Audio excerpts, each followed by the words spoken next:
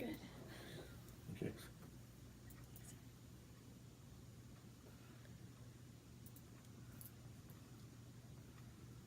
The McCameys in this valley is for me on Sunday Meeting Time with Cowboy and Amanda. And speaking of Amanda, it's time for our Thought to Ponder as we wander with Amanda. Thank you. I've been studying, my Bible study group, we've been studying the Bible as a whole story and kind of looking at it chronologically and how it all fits in pieces together.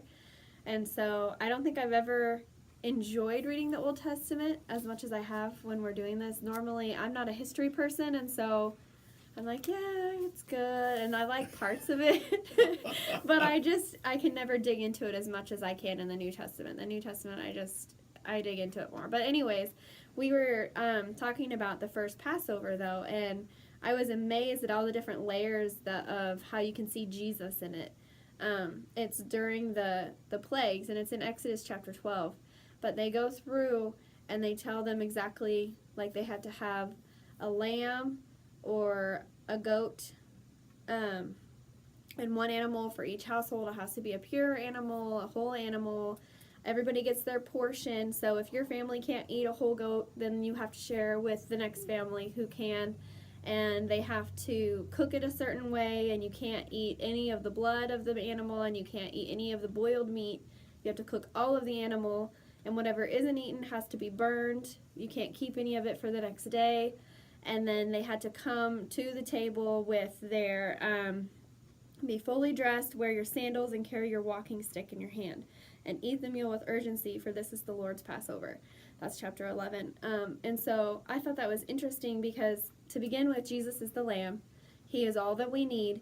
And we are to have all of Him, all of the parts of Him and what that means and all the character of God. And then we don't need anything else. And then on top of that, about how we have to come dressed and ready to go. And I thought that, like with the armor of God, and how all those things just overlap in those few verses. It's just amazing for me to see all of that. Well, I know when Jesus picked the disciples, it was urgent. It's like, you come now. Yeah, and here I am. And that's another phrase I hear over and over in all these stories. Here I am. That's everybody's first response. Yeah. Not, oh, well, maybe when I'm done with this, I'll listen to what you want me to do. It's here I am. I'm ready to go. Yeah. And so that's meant a lot to me, too. So. Yeah, I don't think I've ever thought of the Bible as one big, long movie. Yeah, like it's all interwoven. And it I know that. Yeah. But in thinking of it, and like, I started marking in my Bible the parts that mirror Jesus, so that I can look in the Old Testament and I can just see the little picture, and that means this is Jesus. And so, but I think that's neat because I'm a visual person, and so that helps me. But yeah. So how can we find your blog? HeBringsJoy.com. All right. So check it out. Here's Karen Peck and Tim Surratt. Set Me Free.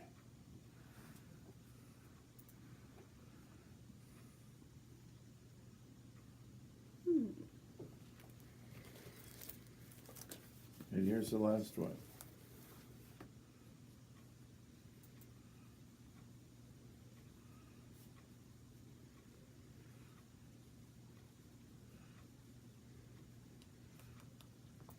Well, that is going to wrap it up for us here on Sunday Meeting Time today. Hope you enjoyed yourself. I know I did. Yes, but it went fast. It always goes fast. We got to figure out how to slow this thing down, spend some more time around here. There you go. Well, we urge you to find a Bible preaching church. Basically, seek the Lord's will in your life, but just dig in there, do some sword practice. And by that I mean, get in there and dig in the Bible and read it, study it, and then you can't deny it. That's right. We've got the Kingsmen taking us out of here, and let